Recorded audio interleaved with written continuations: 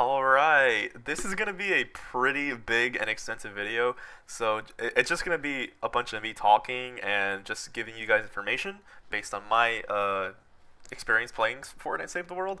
And what we're going to be talking about in this video is constructors.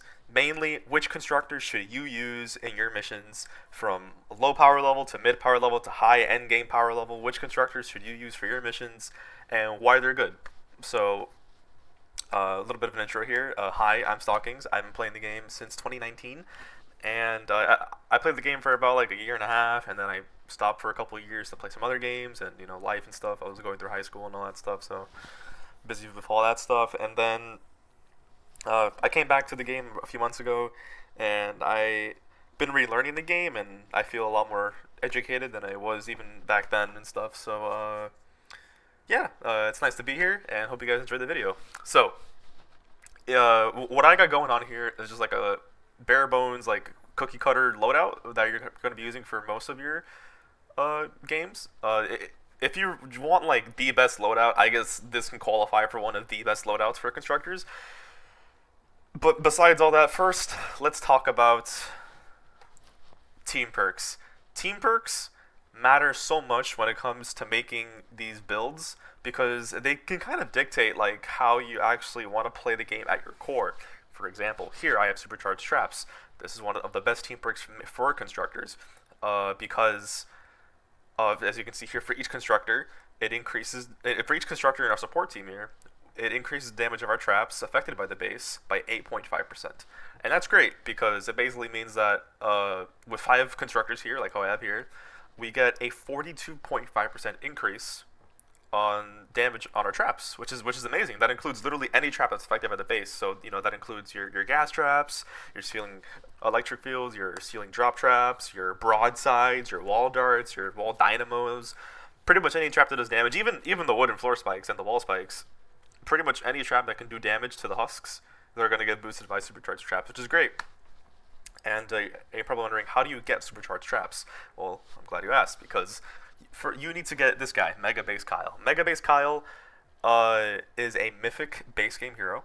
So the way how you're going to get Mega Base Kyle is by either getting lucky here in the X-Ray shop. He can appear here in Superhero Llamas and very rarely in Upgrade Llamas, or you can do the classic route, and that being going to the collection book, going to the constructor tab, and researching him for a lot of manuals and a lot of flux. Now, is he worth it? That is entirely up to you. How do you want to play the game, And me, I researched him. I researched him way back then, and he's honestly my favorite constructor in the game. I'm not gonna lie, it was a really good return on investment that I got. Like, the enjoyment that I got out of playing with Mega Base Kyle was enough to satisfy the costs required to actually get him. So, in my opinion, I think I'd say he is worth it, especially if you're really big into the constructor class, like how I am. And as you can see here, you get supercharged traps when you get him. So yeah. So what Mega Base Kyle also does, just like at a face value, is he makes your base bigger. I know, shocker. Mega Base makes the base bigger. I know. And in the support is by 1, and in the commander it's 3. The 1, even though it might not sound like a lot, that goes a long way. The base normally connects up to 4 segments, right? So with Mega Base, you can connect up to 5, which actually does matter because it's 1 in every direction. Literally up, left, down, right, no matter, diagonally too. Every direction, it's going to get +1 coverage from Mega Base, and that actually matters in some defenses, especially in shelter missions, like evacuate and repair the shelter. Mega Base can help actually cover a bit more of the shelter than you would if you didn't have him. So yeah, I think he's really good.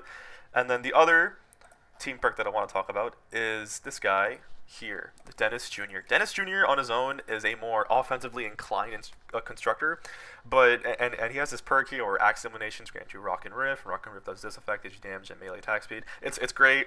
Well, Rock and Riff is great. His actual perk isn't like all that. But why am I talking about him? He gives Totally Rockin' Out, and Totally Rockin' Out is one of the best team perks in the entire game. If you want to do damage, if you want to do big damage, no matter what class you're playing, you're going to want Dennis Jr. because he gives you Totally Rockin' Out, and Totally Rockin' Out, as you can see here, increases your crit rating by 160 and heals you every time it activates. So don't miss out on this guy. He was available last season. I'm currently recording this in the Hexomania season. So he was available last season. So if you missed out on him, I'm sorry to say that, but to get him right now, you need a hero voucher. And believe me, he is worth the voucher. He is worth the voucher solely because of totally rocking out. So, yeah. Another team perk that I want to talk about is here from Blakebeard, the Blackhearted. He gives you Blakebeard Stash. Blakebeard Stash is an excellent team perk. Mainly in Ventures, a lot of players use Blakebeard Stash in Ventures because it's just that good. What's going to happen with Blakebeard Stash is that whenever you kill a husk, they have a 5% chance to spawn a Blakebeard Stash, and when you search it, it's going to be like a treasure chest in the ground that spawns. And when you search it, you're going to get peg legs, coconuts, and cannonball grenades. And what each of those are, a peg leg is like a club weapon. You know, it's kind of like a club, and it scales really well to the power level of the zone that you're at. You're going to be doing a lot of damage with it, especially in the early and mid game of Ventures, and even towards the late game of Ventures too. It scales pretty well. Like, don't underestimate it. And then the cannonball grenades is like a nice range weapon that you can use. I mean, the name is pretty self-explanatory. It's a cannonball that functions like a grenade. So you throw it, and then it explodes after a little bit if you miss, but if you land a direct hit, it's going to explode on impact, and yeah, just do a lot of damage. And coconuts, of course, coconuts are phenomenal. Coconuts, what they do, they heal you instantly for 1/3 of your health. They heal you over time for 30 seconds, and then during those 30 seconds, they also give you a 16% damage bonus. So, yeah, well, actually, they only give you the damage bonus if you have Crossbones Barrett in the support slot. Normally on their own, they just heal you, but when you have Crossbones Barrett in your support slot, which you will if you're running Blakebeard Stash, then you're also getting that 60% damage bonus. So, yeah. And the last team perk that I want to talk about is this one right here, Recycling.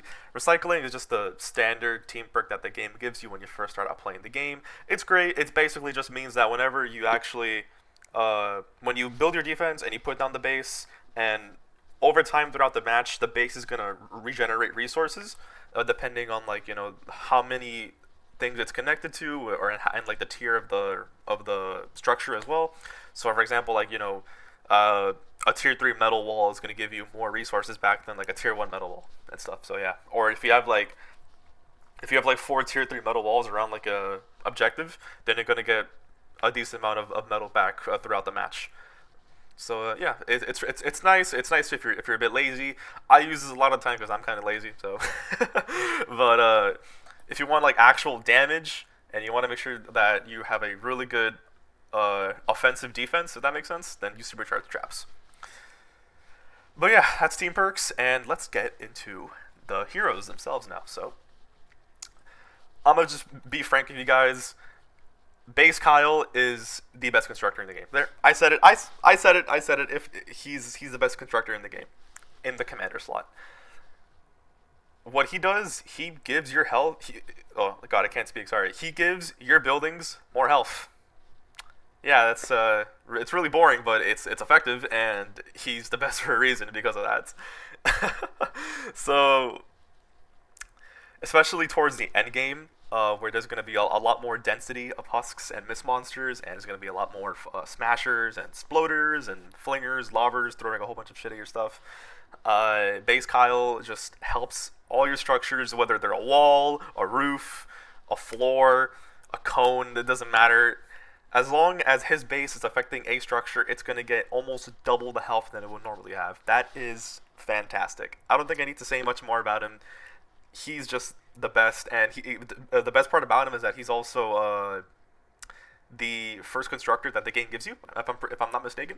So you can literally have him right from the get-go. So yeah, he's going to carry you all the way from day 1 of Stonewood till the end game of Twine in the 160 zones. So yeah. Our next constructor here is Power-B.A.S.E Nox. Power-B.A.S.E Nox is an excellent constructor.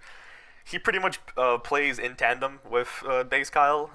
They both revolve around making the actual structures of the base just last longer and stuff and be more sturdier. B.A.S.E Kyle gives the upfront HP, whereas Power-B.A.S.E Nox here gives you self-repair, which is it's nice. It's pretty nice. In the commander, it's 11% max health every 10 seconds, and in the support, it's 4% max health every 10 seconds. This is great. Like I said, it's just auto repair. So, let's say that some husks leak through, they damage the walls a bit, you kill them, and you don't even got to spend materials to repair the structure. You can just let Power B.A.S.E do it for you.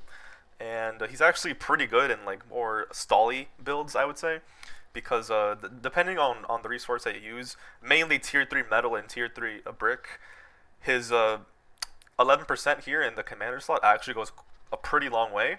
But towards the end game, what's going to matter more is that more upfront HP of base Kyle. But just know that Power Base Nox is an excellent support with base Kyle, because base Kyle increases the base health of the buildings by 84%, and then Power Base Nox heals buildings based off a 4% of their max health. So base Kyle gives you more health on the structures, and Power Base heals more of that max health. Does that make sense? I think I'm making sense. Yeah, you guys get the idea. I'm going to gloss over Mega Base Kyle real quick because I know we talked about him already, but like I said, he is also one of the best constructors in the game. Making your base bigger, whether it's in support or commander, is great. More often than not, you're going to want him in support because, like I said, base Kyle is just so strong. But there are certain builds where you can make Mega Base work in the commander, especially if you take advantage of supercharged traps. Very nice. You can have like a nice blanket of ceiling traps, and Mega Base can just supercharge them all up with his nice giant base and stuff. And great hero. Pick him up. The next constructor here on the list is the Ice King. The Ice King is a really good constructor. He's definitely one of the better ones. I would say though he's I'm talking about him fourth here because I'd say he is the fourth best one. I prefer base, Power Base, and Mega Base over Ice King in the commander slot, and even just in general. But Ice King here is really nice in the commander slot because as you can see, your frozen castle, enemies standing on structures affected by base are stranded by 15%. This is great. This just means that when they walk on floors that are affected by his base, whether he's in commander or support, they're going to get snared by 15%. That just means that they're going to take longer to walk to you, and it just buys you some time. It's more time for you to shoot the husks that are walking. It's more time for them to be hit by your traps. Takes more time for them to get to the objective, all that stuff. So yeah, he's great. But in the commander slot, what's going to happen is that if any husk does a melee attack against structures that are affected by your base, they're going to be frozen for 4 seconds. And 4 seconds might not sound like a lot, but 4 seconds actually is a decent amount of time. Like it actually is. This can include melee attacks from the basic husks or the beehive husk or the huskies or the ride huskies, the husklings, and most importantly smashers. Smashers can get frozen by Ice King's perk here. They will still do damage, so keep that in mind. But even if they do break the structure that is affected by Ice King's base, if they charge right through it, they're still going to get frozen. So you have that going for you. And in those 4 seconds, you can kill the Smasher, repair stuff, build stuff again if you need to. But keep in mind, it does have this internal cooldown of 15 seconds, so the effect can only trigger once every 15 seconds. This is just to prevent, perma-stalling and stuff, which is totally understandable.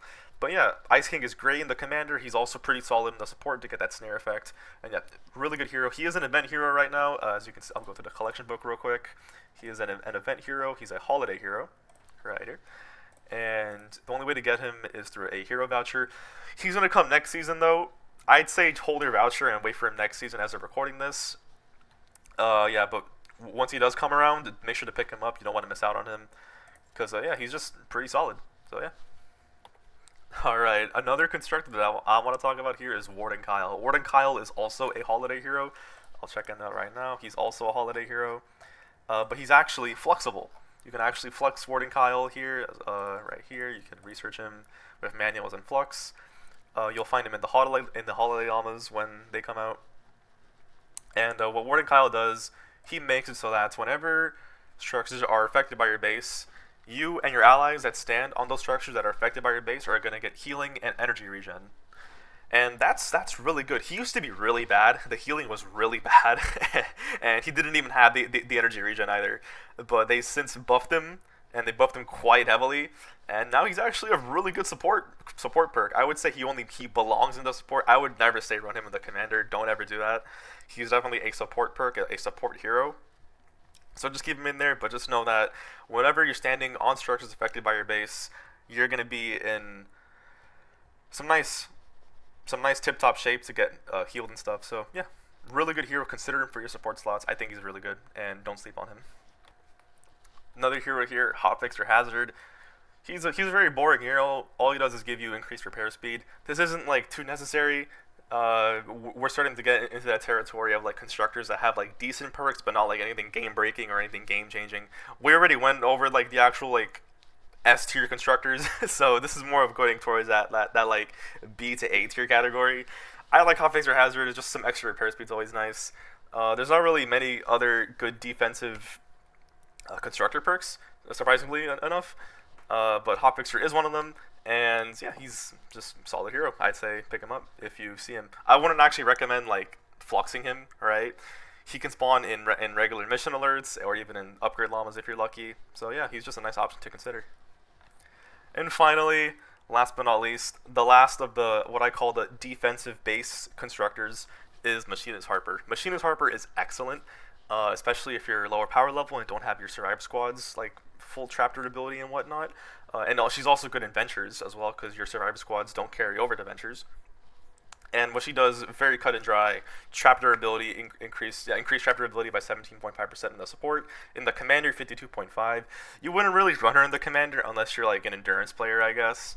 But for your everyday trapping and everyday missions, adventures and stuff like that too, she's just good in the support slot. You get more value out of previous constructors that we've mentioned in the commander, but she's good in the support. So yeah, if you want your traps to last a bit longer, then use her. And here is where we begin the offensive base constructors. The first one here that I'm going to talk about is Thunder Thora. Thunder Thora is actually pretty solid. She's actually really strong. I've been using her quite a bit more. What she does is that whenever enemies stand on structures that are affected by your base, they take this energy damage every 5 seconds. And it's actually pretty good. It's really good in lower level missions like Stonewood, Plankerton, even Canny Valley. Even like early Twine, she's pretty solid too. And in the support, it does 12.7 base damage, and in the commander, it does 38.1. And yeah, so basically just put your base down, build a bunch of floors around your base, and as the Husk walk towards the objective, they're going to be taking that chip damage over time. What I like doing as an endgame player, I like putting her in the commander slot and then AFK and V-Buck missions with her. She's really good to AFK V-Buck missions. Most of these offensive base constructors are pretty good for that. So yeah, she is only available with a voucher right now. She was also available last season through Hit the Road and stuff, but you can't get her anymore. So you're gonna have to use a voucher on her. I wouldn't say she's worth the voucher, if I'm being honest. Unless you have vouchers to spare, sure, I guess. But I wouldn't say she's worth one. But yeah, she's an option there if you want her. And that actually is gonna segue me right into the next of the offensive base constructors, which is Heavy Base Kyle. Heavy Base Kyle is a constructor that I think a lot of people like, but I don't really like him too much, if I'm being honest. He's good for the AFK V-Buck missions, I'm not gonna lie, and good for the lower power level missions. So what he does, it's pretty complicated here. It looks like a lot, but it's not really. So basically, when you put your base down, right, and husks die on floors that are affected by your base, it's gonna charge your base up, and then after 30 kills, what's gonna happen? The base is gonna cause an explosion, and it's gonna deal damage in the 3-tile radius with that explosion to the husks. And it's like it's okay damage. It's better down there, but towards like the end game of Twine, it really isn't all that. But he definitely is an option to consider. And him and Thora do have a good synergy because Thora makes the floors electrified, whereas heavy base can charge up his base with Thunder Thora's electrified floors perk. And yeah, it's just a nice little synergy. And finally, for the last of the offensive base constructors, I have her somewhere here. Where is she? Here she is. Electro Pulse Penny. Electro Pulse Penny makes it so that whenever husks do melee attacks to structures affected by your base, they take 15 base damage. In the commander, it's 44 base damage. This is the same situation. Really good early game, mid game hero, but falls off heavily in the end game of Twine. You can definitely use her though. Like she's not bad. She definitely isn't bad. If anything, I actually find her to be pretty handy sometimes when I'm feeling a bit lazy and stuff. And she's a really good synergy with stuff like power based knocks. If they do damage and then knocks heals up your structures, and it's like a nice little synergy they got going on there. But yeah, like Thora, Penny, and Heavy Base, I like using all three of them when I'm like doing low level missions. If I'm feeling lazy, they're actually really good together. So yeah, those are the offensive base constructors. All right, so now we going on into the actual like defensive constructors that are used to actually make you stay alive longer. And the first one we're going to be going over here is Prehistoric Isa. I'm looking at her in the collection book because I do want to mention something real quick. Is that she gives Blast from the Past. When you get any one of these dinosaur heroes, right? One of these dinosaur heroes, it can be Isa, Jonesy, I think even like Ramirez. Okay, well not Ramirez, but Jonesy gives Blast from the Past. Prehistoric Isa gives Blast from the Past. So as long as you get one of these two, you're gonna get Blast from the Past, and that is also one of the best team perks in the whole game. Just removes all your shield and increases your max health by 200%. This triples your health. It's insane for survivability. Definitely get. I should have mentioned it before in the team perk section, but I'm mentioning it right now. So yeah, Prehistoric Isa, she gives you Blast from the Past, but then her perk, whenever your shield is depleted, it increases your armor by 33%.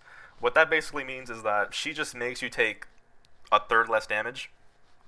In the commander, she increases your armor by 100. It's you're not gonna take.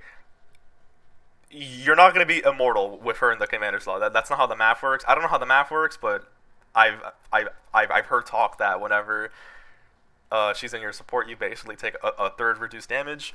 And that's honestly where she belongs. She definitely is more of a support-oriented hero.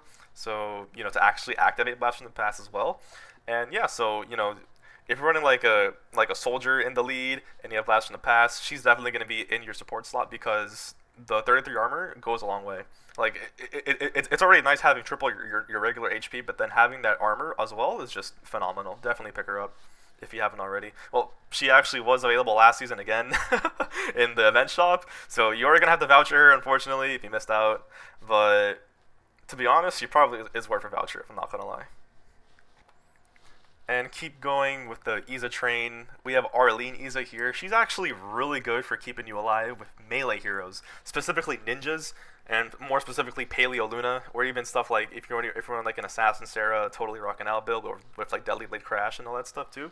Arlene Isa just keeps you alive. She gives you life leech with your melee attacks and going constructor based on the percentage of your missing health. The going constructor is bad. This disability is bad, but with your ninjas, with your Paleo Luna, with your Assassin Sarah, with your Deadly Blade Crash, she can help you stay alive in the fight longer by giving you life leech and all your melee attacks. So yeah, she's nice for that. Not much else to say about her, just good sustain hero. And finally, with the defensive constructors, we have Bomb Squad Kyle. Bomb Squad Kyle, plain and simple, super boring, increases armor by 22. It's like Prehistoric Isa's, but less. You know what I'm trying to say? Because Isa requires you to run Blast from the Past and requires your shield to be depleted, right, to actually get that 33. But Kyle here just gives you 22 flat. Doesn't matter what team perk you're running. Doesn't matter who you're playing as, what team perk you got. He gives you 22 armor flat, and he's actually pretty good for staying alive in like higher level missions, like in the 160 zones, or if you're like soloing like a 144 player and stuff like that. Because the Husks do a lot of damage at that point, right? Or even in stuff like Frost Knight, when the Husks get really powerful. So just having the extra armor is nice, and Bomb Squad Kyle gives you that. He is a spy hero. You can research him in the spy section, and he does cost flux, so he doesn't need a voucher. So yeah. So this is a section of the video where I'm gonna try and breeze through pretty fast because it's quite a bit of heroes, but it's the more like offensively inclined constructors that don't really revolve around the base or anything fancy. They just kind of want you to do more damage with them. So the first one here that I really enjoy using is Demolitionist Penny. She increases launcher damage. She's the only hero in the entire game that increases launcher damage flat out. This includes stuff like your Discharger, your Pot Shots, your Bazookas, your Santa's Little Helpers, your Storm King's Wrath. All that is it. If it's a rocket launcher or a grenade launcher, she's going to increase the damage of it by 17% in the support and 50% in the commander slot. There are some fun builds you can do with her in the commander slot, which for just absolute carnage. Explosives are some of the strongest weapons in the game, and she just makes them even stronger. And that actually is going to segue me right into this other constructor that I want to talk about, being 8-Bit Demo, if I can find him. I believe he is a Oh, where the hell is the Blockbuster hero? Right here, 8-bit demo. 8-bit demo, what he does is that explosive weapons have a 20% chance to not consume ammo with each shot. That's great. It pretty much functions like a mag size perk for your explosive weapons. So for example, let's say that your pot shot, right? The pot shot normally has two charges in the thing, right? So, when you shoot once, okay, yeah, the first shot gets consumed, but then 8-bit demo can kick in, and then that second shot might not get consumed. So then you have another shot. It still went off, but you have another shot still because of 8-bit demos per kicked in, which saves you some ammo, which is great. So you can actually get like another free pot shot out at no further expense besides durability, of course. But yeah, 8-bit demo is great for explosives. He's really good for pairing with Demolessness Penny to do a lot of damage with your explosives. And here we got Tank Penny. Tank Penny is really nice because she increases your hardware damage by 17%. Now, why is this important? This is for endgame stuff, like with being the Mythic Storm King. She's really good for Mythic Storm King because hardware is what you're going to be using to break the Storm King's horn. Using your Surround Pound or your Fury. Fury did the Storm King once and got the Fury. Even the Baron, the Baron also works against the Storm King's horn actually. So yeah, she just increases the hardware damage, and you don't want to miss out on killing that horn. If you miss out on the horn, you lose the whole thing. So she helps you make sure that you can do extra hardware damage against the horn, and she is the perfect pair with this guy right here, Guardian Bull. Guardian Bull increases your crit rating of your hardware weapons as well. So I got an invite there. Hello, Evan. Thank you. But yeah, Guardian Bull increases your hardware crit rating by 17 in the supports. So it's pretty self-explanatory. They just make you do more hardware damage. All right, I got this hero, and then the one last hero, and then we can call it there. Privateer Hype. She is meant to be paired with Blakebeard and be used in Blakebeard's stash. She increases club damage by 17%. Clubs, which include stuff like the peg leg that's found in Blakebeard's stash. So if you're running Blakebeard's stash, you're going to want Privateer Hype in it. She's excellent, a very standard hero that not really else much to say besides more peg leg damage. And finally, the last hero that I want to give a mention to is Power Pop Penny. She makes it so that whenever your heavy attacks get kills on the Husk, it has a 12% chance to grant Rock and Riff. And melee heavy attacks really aren't anything crazy, but there are a couple that actually do come to mind right now. For example, stuff like the Surround Pound heavy attack, or even the Ravager, right? The Ravager has an insane heavy attack, and the Spectral Blade as well. All these melees that are good on their own right also have a good heavy attack, so that's nice. But she really isn't anything crazy. That's why she's the last hero I'm talking about. If you're running like a melee-centered, totally rocking out build, you can include her in it if you really want to. But she's kind of like, like the third or fourth option that you're going to be picking if you want to activate totally rocking out. But she still is worth a mention, I would say. So yeah. But anyways, thank you guys for sticking through the end. If you made it this far, appreciate you. I did a lot of talking in this video. I hope you guys learned a thing or two, maybe even more. Make sure to like, comment, and subscribe. I would really appreciate if you guys can do that for me. I'm almost on my way to getting a creator code, and I'm on the road to YouTube partner. So if you guys can help me out, then that'll mean the world to me. If I'll follow my Twitch, I stream sometimes. You can check the link down below. And I've